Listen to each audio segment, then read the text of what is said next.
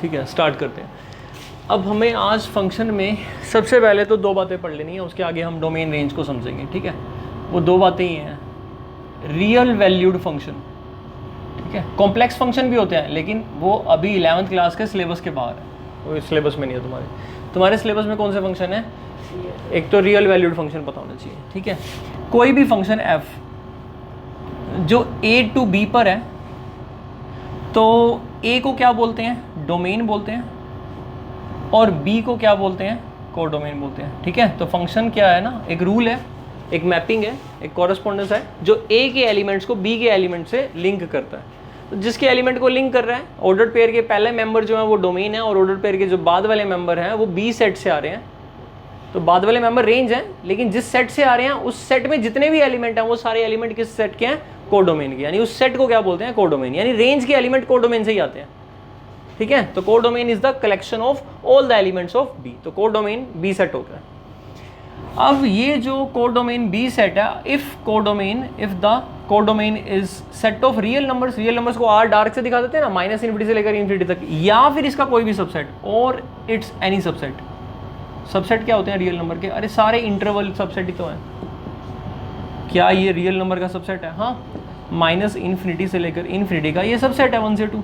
Number line का कोई भी टुकड़ा, कोई भी 2 पॉइंट के बीच का गैप, वो सारे क्या हैं? सबसेट हैं रियल नंबर्स के। ठीक है, तो अगर हमारा कोई फंक्शन डिफाइन हो जैसे f1 2 3 से 4 8 12, और फंक्शन डिफाइन है y इक्वल टू 3x, तो 1 डालते ही 4x ले लो, 1 डालते ही 4 आ जाएगा, 2 डालेंगे 8 आ जाएगा, 3 डालेंगे तो 12 आ जाएगा। कोई दिक्कत? अब इस एग्जाम्पल के थ्रू हम समझते हैं कि मैंने क्या बात की है। रियल वैल्यूड फंक्शन क्या है देखते हैं इस एग्जाम्पल के थ्रू। तो अभी मैं इसका एक एरो डायग्राम बनाता हूँ, 1 2 3 4 8 12, 1 8 2 1 4 2 8 3 12, ये a ले लेता हूँ, इसका नाम b रख लेता हूँ। a से b पर क्या है? f फंक्शन रूल क्या है? अगर यहाँ x है तो यहाँ कौन है? 3x है, मतलब यहाँ वाले एलिमेंट का दूसरा नाम क्या रख रहा हूँ मैं? y या fx। सॉरी 3 नहीं है, 4 है ना। अरे 3 क्यों आ रहा है बार बार माइंड में? चलो 4 है ना। ठीक, ये एरो डायग्राम है। अगर मैं इस f को लिखूँ 1 4 2 8 और 3 12, अगर मैं इसको ऐसे लिखूँ fx equal to 4x and x belongs to a and y belongs to b, और अगर मैं इसकी डोमेन बताऊँ तो 1 2 3, और अगर मैं इसकी रेंज की बात करूँ तो 4 8 12, है ना। बड़ा सिंपल स्वीट सा ले लिया एग्जाम्पल। और अगर इसकी कोडोमेन की बात करूँ तो बी सेट। अब अगर मैं यहाँ पर एक एलिमेंट एक्स्ट्रा डाल दूँ तो कोई फ़र्क नहीं पड़ेगा, तो यहाँ पर रेंज यही होगी, कोडोमेन बी होगी। अब रेंज किसका सबसेट बन जाएगी? कोडोमेन का, और पहले कोडोमेन के क्या थी? इक्वल, तो रेंज कोडोमेन के तो बाहर हो नहीं सकती, उससे कम जरूर हो सकती है अगर कोडोमेन में एक्स्ट्रा एलिमेंट आ जाएंगे। पहले वाला फंक्शन 1 1 और ऑन 2 था, अब वाला फंक्शन 1 1 है, ऑन 2 नहीं है, क्योंकि एक एलिमेंट एक्स्ट्रा आ गया। वो 12th क्लास में पढ़ोगे। तो अभी तो फंक्शन सीखो। फंक्शन को एरो डायग्राम से दिखा सकते हैं अगर फाइनाइट एलिमेंट हो तो। और ये कैसा फंक्शन है? रियल फंक्शन है, रियल वैल्यूड है। बेसिकली रियल वैल्यूड इसलिए क्योंकि इसका जो रेंज है वो ये सेट है, और ये सेट रियल नंबर का सबसेट है। हाँ, रियल नंबर में चारों एलिमेंट आते हैं कि नहीं, तो एक ऐसा फंक्शन हो गया real function, real valued function, क्योंकि इसका जो कोडोमेन है वो रियल नंबर है या रियल नंबर का कोई भी सबसेट है। समझ में आ गया? कोई दिक्कत? ठीक है, तो फंक्शन को टाइप्स ऑफ रिप्रेजेंटेशन, हम कौन सा टाइप ज़्यादातर यूज़ करने वाले हैं? ये वाला। और उसमें हम इस सेट को, अब मान लो मैं इसको ग्राफ पर नहीं दिखा सकता, ग्राफ पर दिखा सकता हूँ, कोई दिक्कत वाली बात नहीं है। 1 के लिए 4 पॉइंट आ गया ना, 1 और यहाँ 4 1 4, 2 के लिए 8 और 3 के लिए बस यही बनेगा ग्राफ, छोटा सा, बस 3 डॉट। मज़ा भी नहीं आया ग्राफ बनाने का। अब इसी क्वेश्चन के अंदर मैं फंक्शन कर देता हूँ चेंज, मतलब सिर्फ डोमेन और कोडोमेन को चेंज कर देता हूँ। अब मैंने फंक्शन को किया f from r to r, real number to real number, और फंक्शन वही ले लिया मैंने, y इज इक्वल टू कितना? 4x, ये हटा दिया, फाइनाइट हटा दिया, इनफाइनाइट एलिमेंट कर दिए। डोमेन बताओ, रियल नंबर, आप x कुछ भी डाल दो, और कोडोमेन, हाँ वो तो दिख ही रहा है रियल नंबर। रेंज भी रियल नंबर है, रेंज भी रियल नंबर आएगी। दिखाता हूँ रेंज रियल नंबर कैसे, ठीक है, ग्राफ भी बना सकता हूँ, लेकिन अब इसको मैं इस फॉर्म में नहीं लिख सकता। 1 के लिए तो 4 आ गया, 2 के लिए 8 आ गया, ये तो नेचुरल नंबर के लिए हो गया, लेकिन 1 से सक्सेसर रियल नंबर में पता ही नहीं है, इसकी कोई ऑर्डरिंग नहीं है मेरे पास। कितने एलिमेंट आएंगे, इनफाइनाइट एलिमेंट आएंगे, तो इसको रोस्टर फॉर्म में लिखने का मज़ा नहीं आएगा। सेट बिल्डर में लिख सकता हूँ x, y, y equal to 4x and x belongs to real number, खत्म, ये हमारा फंक्शन हो गया। कौन सी फॉर्म में, सेट बिल्डर में। लेकिन हम कहेंगे सेट बिल्डर भी छोड़ो, ऐसे ही लिख लेंगे बस, और समझ जाएंगे कि x क्या है, रियल नंबर। मतलब कुछ नहीं बताया जाएगा तो x को क्या मानेंगे, रियल नंबर, कुछ नहीं बताया जाएगा तो x को रियल नंबर मानेंगे। क्लियर है। लेकिन ये रियल नंबर तो है, लेकिन जब आप रियल नंबर मान रहे हो तो एक बात और भी सोच लेना कि सभी रियल नंबर के लिए डिफाइन भी करता है या नहीं करता। मान लो y इक्वल टू 1/x है और कुछ नहीं बताया, तो अब x को रियल नंबर मान रहे हो आप, लेकिन अब रियल नंबर में से 0 को हटाना भी पड़ेगा, ये आपकी ड्यूटी है, इसी को डोमेन निकालना कहते हैं।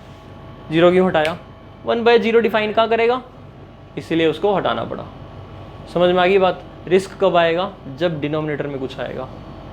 रिस्क कब आएगा, जब स्क्वायर रूट आ जाएगा। अब रियल नंबर नहीं है, अब पॉजिटिव में जाएगा, अब 0 से इन्फिनिटी 0 इंक्लूड करेंगे। नहीं आया समझ में।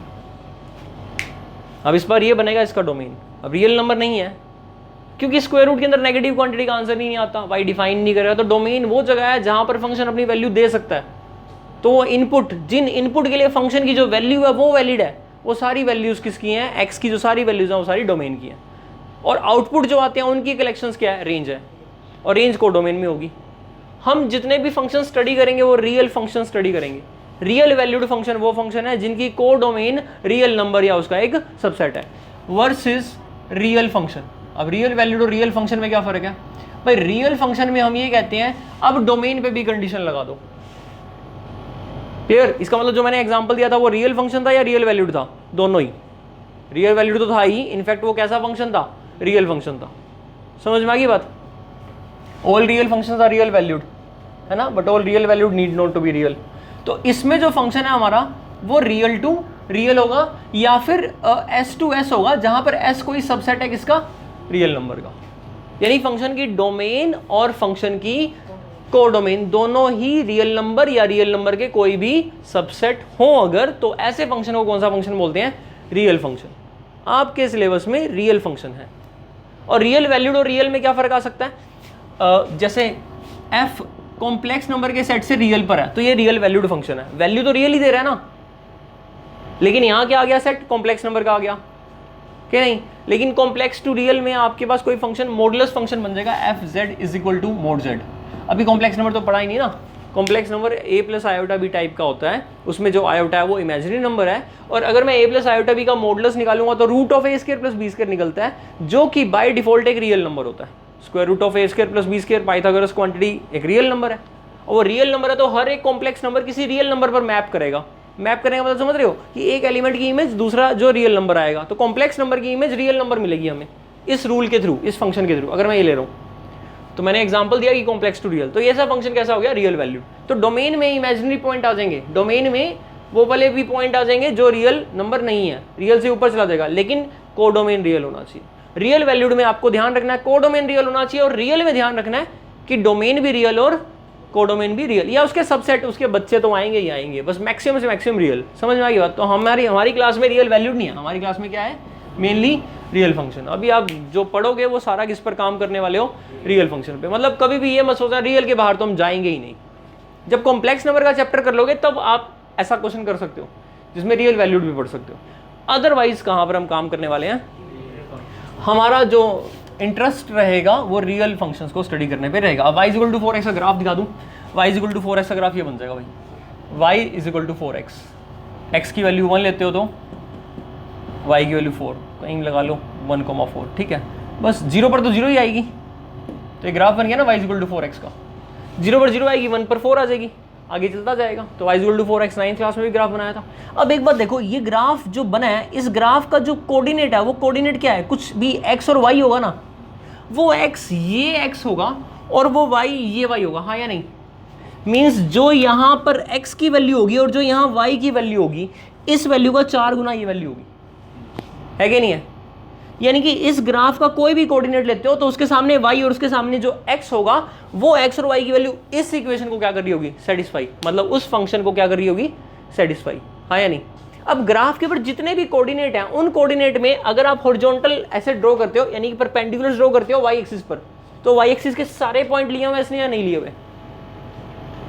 दोबारा बताऊं क्या मैंने बोला है, मैंने बोला है ये ग्राफ बन गया, ग्राफ के ऊपर अलग अलग भिन्न भिन्न तरह के बिंदु अगर लें और उन बिंदुओं से, उन पॉइंटों से मैं y एक्सिस पे क्या ड्रॉ कर दूं, परपेंडिकुलर ड्रॉ कर दूं, तो y एक्सिस की हर एक वैल्यू इस ग्राफ ने ली है, हाँ या नहीं। कैसे पता लगा, अरे पूरी लाइन है ना, तो उसने y को पूरा अटैक कर रखा है और x को भी पूरा कर रखा है, तो x डोमेन है और y रेंज है। समझ में आया। अब देखना, देखते हैं किसको समझ में आया। लेट्स सी, इस फंक्शन की रेंज बताओ, ये ग्राफ बना दिया मैंने, अब इसकी रेंज बताओ, क्या इसकी रेंज -2 हो सकती है। अगर इसकी रेंज -2 होती तो ग्राफ दिख रहा होता यहां कहीं, और दिख रहा है क्या यहां कहीं, ग्राफ नहीं दिख रहा। इसकी रेंज दिख रही है भाई 0 से पॉजिटिव, मतलब 0 से इन्फिनिटी, 0 पर इंक्लूड। नहीं आया समझ में, क्योंकि y की नेगेटिव वैल्यू को नहीं ले रहा। डोमेन बताओ, रियल नंबर, कैसे पता लगा, यहां और यहां। अब डोमेन बताओ तो सिर्फ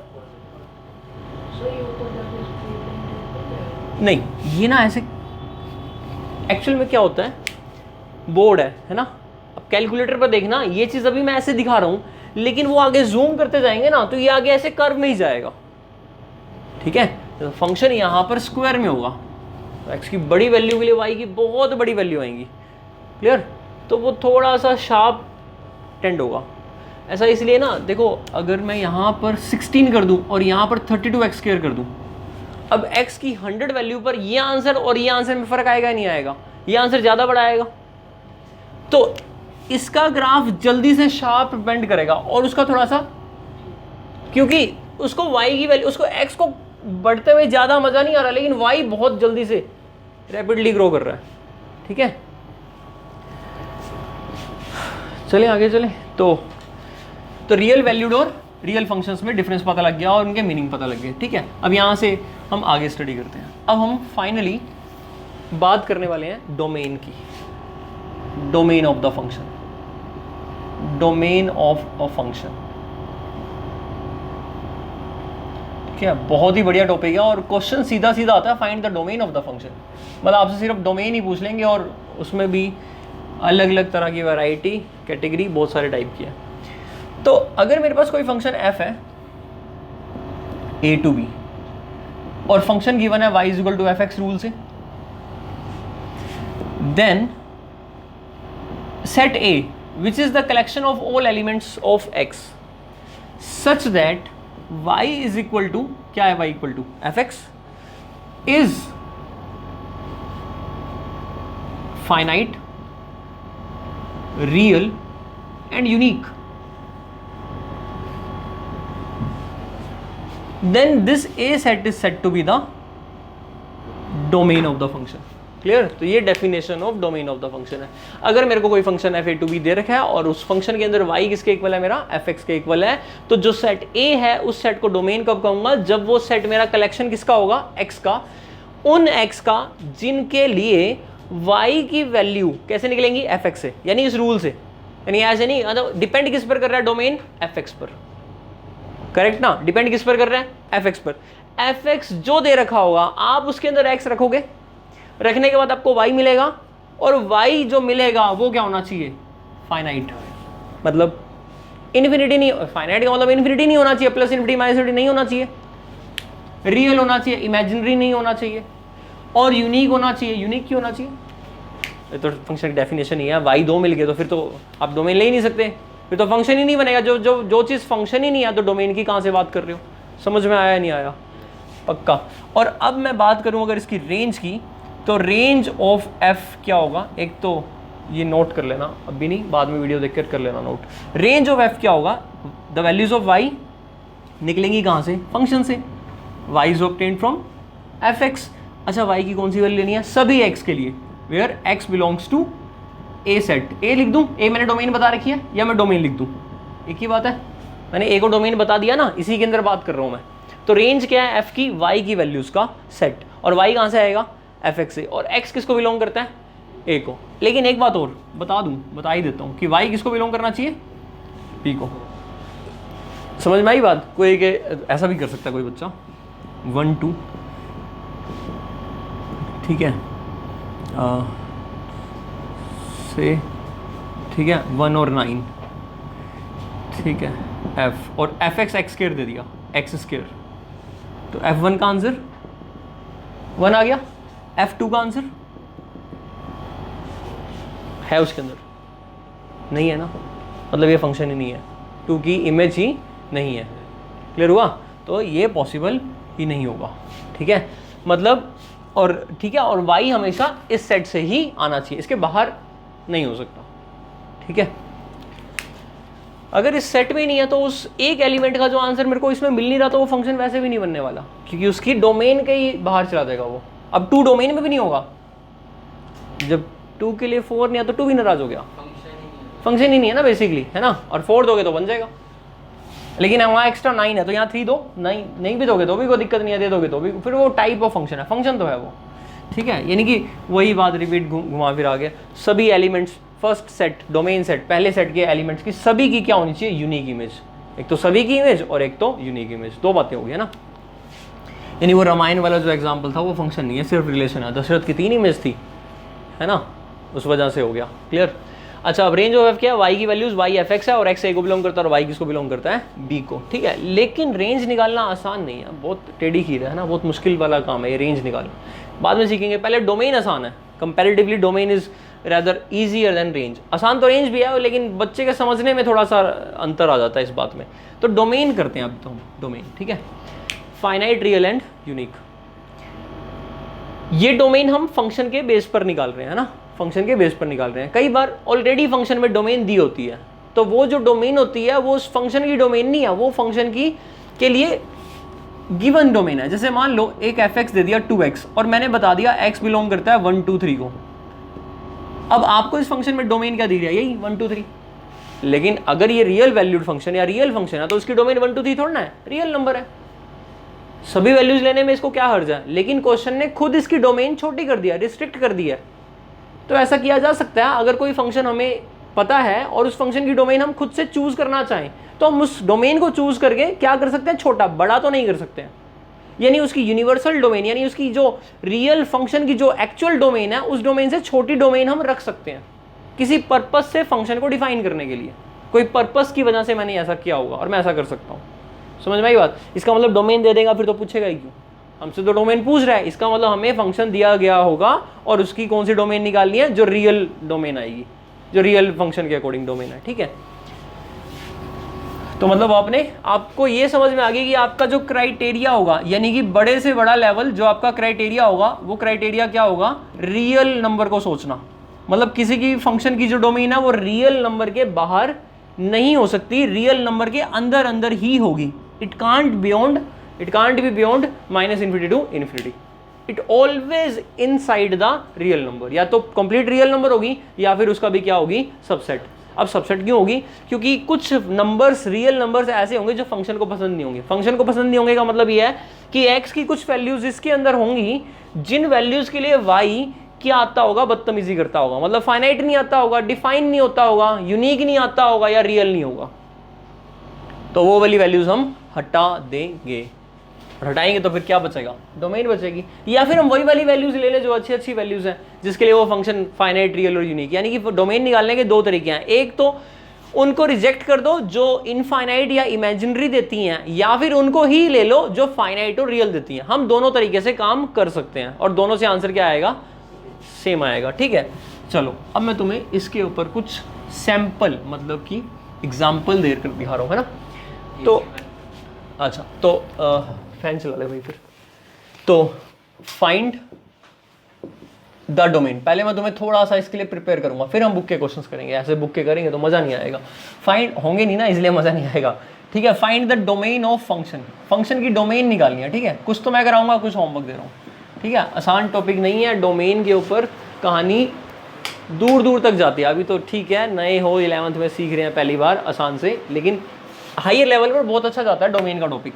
पहली बात, डोमेन y = x, दूसरा y is equal to X square plus 1, तीसरा y is equal to X square minus का 4x plus 1, fourth y is equal to square root नहीं 1 by X plus 2, fifth y is equal to X square plus 2 divide by X square minus 4, sixth y is equal to X plus 1 by X minus 1, seventh y is equal to X minus 1 X minus 2 X minus 3 X minus 4।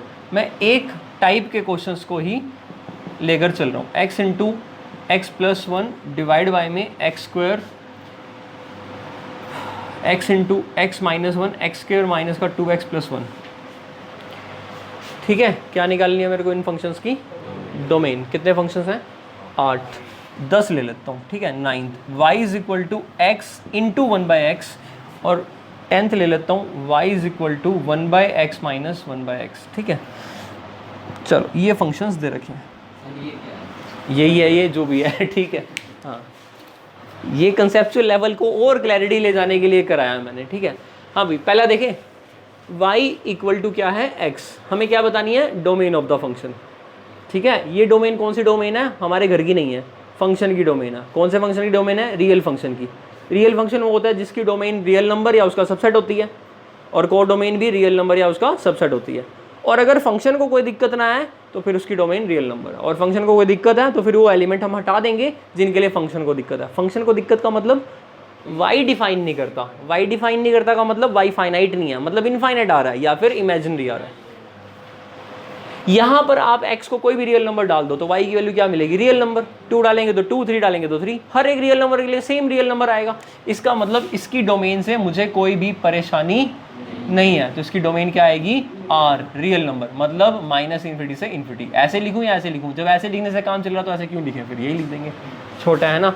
कुछ wording लिखनी है? हाँ wording लिखनी है, कुछ wording भी लिखनी है। वर्डिंग ये लिखनी है, क्लियरली y लिखो या fx कोई फर्क नहीं पड़ता, clearly y is defined for all real x, therefore domain of function f is real number. Clear हुआ या नहीं हुआ? तो छोटी सी लाइन है, लिख देना। क्लियरली नहीं आया क्या? Clearly y fx is defined, y defined है for all real numbers x, इसका मतलब domain is real number. Second में सेम लाइन लिखनी है और आंसर क्या आएगा? Real number. क्या आपको दिख रहा है? पहला दूसरा जो क्वेश्चन है वो पॉलिनोमियल्स है, तीसरा भी पॉलिनोमियल है, क्वाड्रेटिक है, लीनियर है, क्यूबिक है, वगैरह वगैरह वगैरह ना। तो इसकी भी डोमेन क्या आएगी? Real number. मतलब पॉलिनोमियल फंक्शंस की डोमेन रियल नंबर, हाँ पॉलिनोमियल फंक्शंस की डोमेन रियल नंबर होती है। ठीक है, अच्छा इस फंक्शन को स्पेशल फंक्शन कहते हैं, identity function. y is equal to X को कौन सा फंक्शन बोलते हैं? Identity function. और इसका ग्राफ बड़ा सुंदर सा बनता है, ये वाला y is equal to X 45 degree angle पर, बताया था ना, स्लोप 1 होता है। और अगर इसका इनवर्स वाला इमेज देख ले तो वो मोड, मतलब मोड x वाला ग्राफ, इसमें एक y इक्वल टू एक्स होता है और दूसरा -x का डोमेन भी रियल नंबर ही होगा।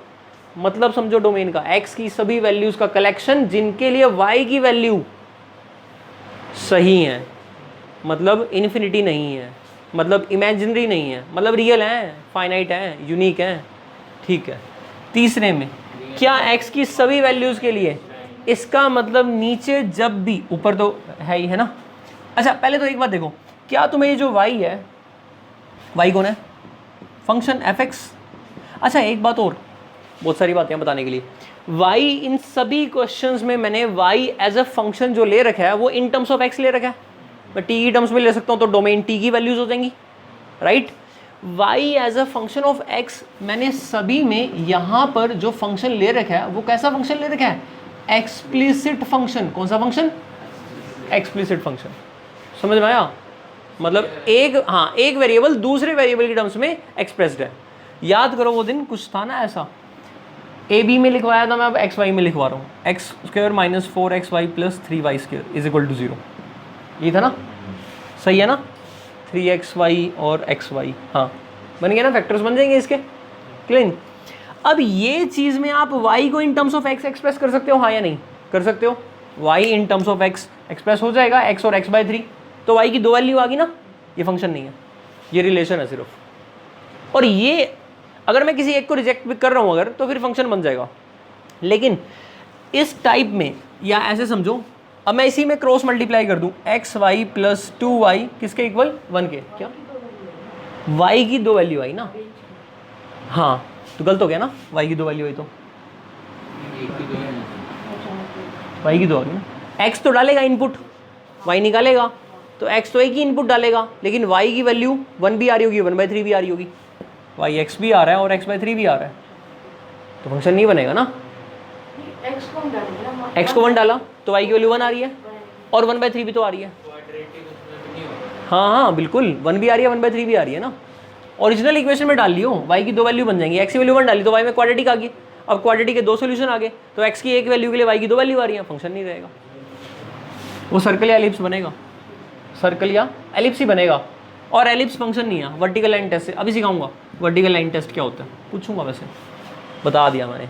चलो 1, इस 1 के लिए 2 पॉइंट बता दिया मैंने। अच्छा अब देखो मैंने क्या करा, इसको देखना मैंने क्या करा, देखना इसको क्रॉस मल्टीप्लाई कर दिया, xy प्लस 2y और इक्वल टू 1 था, 1 को इधर ले आया, ये भी तो फंक्शन ही है जैसे ये फंक्शन था, लेकिन ये वाले फंक्शन को कैसा फंक्शन कहते हैं हम, इम्प्लिसिट फंक्शन। इम्प्लिसिट फंक्शन में क्या होता है ना, कोई जो फंक्शन है ना f वो x y के अंदर मिक्स खिचड़ी है और इज इक्वल टू 0 या कांस्टेंट है। अब इसमें आप y को एक्सट्रैक्ट करो, x के टर्म्स में एक्सप्रेस कर दो, कॉमन निकाल लो, इधर उधर ले दो, शिफ्ट कर दो, कई बार हो जाता है कई बार नहीं होता, तो फिर क्वाड्रेटिक फॉर्म्स या किसी और चीज़ की हेल्प ले लेते हैं, ठीक है। तो अभी आपको इम्प्लिसिट फंक्शन नहीं देंगे 11th में, 12th में डिफ्रेंसिएशन करोगे तो इम्प्लिसिट फंक्शन आएंगे, लेकिन अभी आपको नॉलेज पता होनी चाहिए कि इम्प्लिसिट और एक्सप्लिसिट में क्या फ़र्क है। ये सारे कैसे हैं, explicit, clear, x² y plus xy minus 1 is equal to 0 कैसा है, इम्प्लिसिट, क्लियर हुई बात। अब y कॉमन निकाल लो और x को पहले y कॉमन निकाल लो, x² प्लस x आया और इज इक्वल टू 1 हो गया, तो y की वैल्यू कितनी आ गई, 1/x इंटू x प्लस 1। अब डोमेन में 0 भी नहीं हो सकता और -1 भी नहीं हो सकता, तो इसकी डोमेन क्या आएगी, रियल माइनस 0 और -1, क्योंकि 0 पर ये तंग करेगा और -1 पर ये करेगा, दोनों को हटा दिया और कोई भी नंबर ले लो, y की वैल्यू डिफाइन करेगी। इम्प्लिसिट फंक्शन था, डोमेन निकाल ली, तो आपको अभी तंग नहीं करेंगे, इम्प्लिसिट नहीं देंगे, क्या देंगे सीधा, एक्सप्लिसिट। इम्प्लिसिट एक्सप्लिसिट का मतलब समझ में आ गया। अगर कोई फंक्शन डायरेक्टली किसी दूसरे वेरिएबल की टर्म्स में एक्सप्रेस है तो वो कैसा फंक्शन है, और अगर नहीं है तो फिर वो मिक्स खिचड़ी, इम्प्लिसिट है ना। अच्छा एक बात और, ये सभी फंक्शन ऑफ y को yx भी लिख सकते हैं, अगर ऐसे सोचो y लिखते हैं और fx लिखते हैं, अरे भाई y को yx भी लिख सकते हैं, ऐसा नहीं है कि y के आगे x लगाना गुना है, लगा दो, आपकी मर्जी, y is a function of x ना, तो y ब्रैकेट x लिख सकते हैं। कभी ऐसे लिखा हुआ मिल गया f, जैसे मैंने तुम्हें वो 5 क्वेश्चन दिए थे उसमें fx² था ना, इसका मतलब ये है ft इक्वल टू t+1, समझ रहे हो, x² प्लस 1 है ना, अगर t डालूंगा तो t+1 आ जाएगा, यानी इस बार फंक्शन ऑफ x की जगह फंक्शन ऑफ x² है, तो उसको x² में ढूंढना, देखना शुरू कर दो। यहाँ पर क्यूब है, अब तुम्हें x² में तो दिख नहीं रहा होगा, तो अब देखना शुरू करो, 2 से मल्टीप्लाई 2 से डिवाइड करा, तो ये x² की पावर 3/2 प्लस 1, कितना गंदा इर्रेशनल फंक्शन है, x² की टर्म्स में तो इर्रेशनल ही है ना ये, क्या नहीं। अब किसी ने लिखा f sin x, मतलब वो फंक्शन sin x का है, तो sin² x plus cos² x, अब sin x की टर्म्स में देखना शुरू करो तो 1 ही दिखेगा।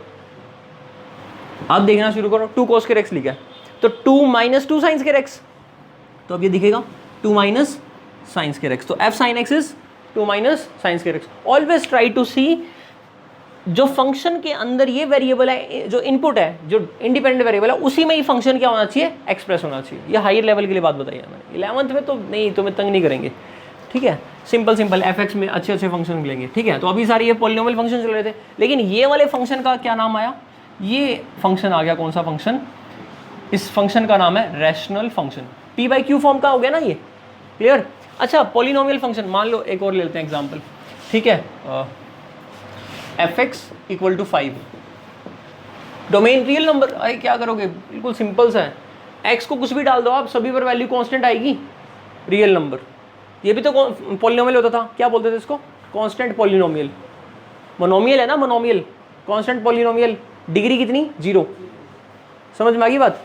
अच्छा ग्राफ बनेगा y एक्सिस पर ये 5, ये x की कितनी वैल्यू के लिए एक ही आंसर है 5, रेंज 5, बस खत्म रेंज। और कोडोमेन रियल नंबर, ठीक है, और डोमेन सभी रियल नंबर्स, उन सबके आंसर एक ही हैं। नहीं हुआ क्लियर?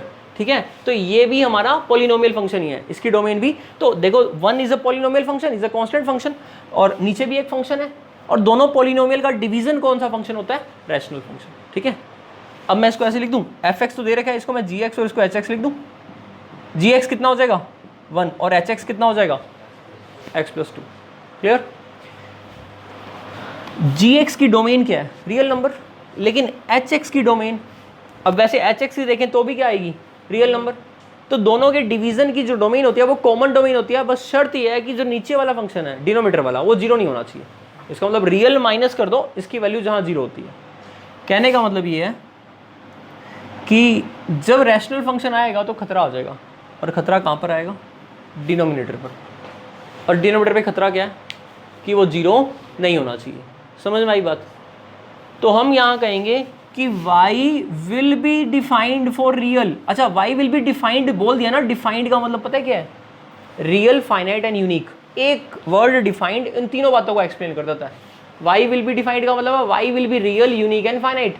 आगे क्या लिखूंगा? इफ x + 2, भाई तू साथ मत छोड़ियो बस, मतलब कि तू 0 ना हो जाइयो। अगर तू 0 हो गया तो हम डूब जाएंगे, 1/0 है कि नहीं है? तो हम क्या बोल रहे हैं? y will be defined if x + 2 is not equal to 0, that means x is not equal to -2। तो देयरफॉर डोमेन क्या होगी? Domain y will be defined for all x but या इफ, सही कह रहा हूं? तो डोमेन होगी रियल नंबर एक्सेप्ट क्या कर देंगे? -2। दोबारा बताऊं, क्या समझ में? -2 पर ये फंक्शन डिफाइन नहीं करता, लेकिन बाकी सब वैल्यूज के लिए डिफाइन करता है। -2 पर क्या आएगा? लिमिट्स में पढ़ेंगे। -2 पर डिफाइन नहीं करता तो मैथ वाले छोड़ तो ना देंगे -2 को, -2 के नेबरहुड में डिफाइन कराएंगे। नेबरहुड का मतलब आस पड़ोस, मतलब -2 के -1.9999 -2.00001, ताकि इसका ग्राफ बनने में हमें ये पता लग जाए कि -2 पे वो हल्का सा फंक्शन इरेगुलरिटी क्या कर रहा है। समझ में आ रही है बात? सिर्फ -2 पर तो डिफाइन नहीं है ना, बाकी सब पर तो डिफाइन ही होगा। इसका मतलब -2 के आसपास तो डिफाइन होगा। तो इसका जब ग्राफ बनेगा तो वो जो स्ट्रेट लाइन या कर्व जो भी बनेगी, उस कर्व के अंदर -2 पॉइंट पर एक हमें डॉट लगाना पड़ेगा जहां पर वो वैल्यू डिफाइन नहीं कर रहा। समझ में आई बात? वहां से हम उस फंक्शन की कॉन्टिन्यूटी, लिमिट्स, डेरिवेटिव, ये सब आगे डिस्कस करते हैं कि उस पर वो फंक्शन डिफरेंशिएबल है या नहीं है, इंटीग्रेबल है या नहीं है, और फिर वो दुनिया भर की थ्योरम्स, कैलकुलस। पैदा कहाँ से हुआ? फंक्शन से। फंक्शन कहाँ से आया? सेट से। थ्योरी तो सेट है ना जेनेसिस के अंदर, लेकिन हम अभी क्या पढ़ रहे हैं कि फंक्शन की। लेकिन अगर हमें डोमेन ही ना समझ में आए तो फिर दिक्कत है। अब कोई बोले इस फंक्शन का डिफरेंशिएबल चेक करना है मेरे को -2 पर, मेरे को भाग जाओ निकल, डोमेन ही नहीं है उसकी -2, तो हम बात ही नहीं करेंगे, हम डोमेन पर बात करते हैं।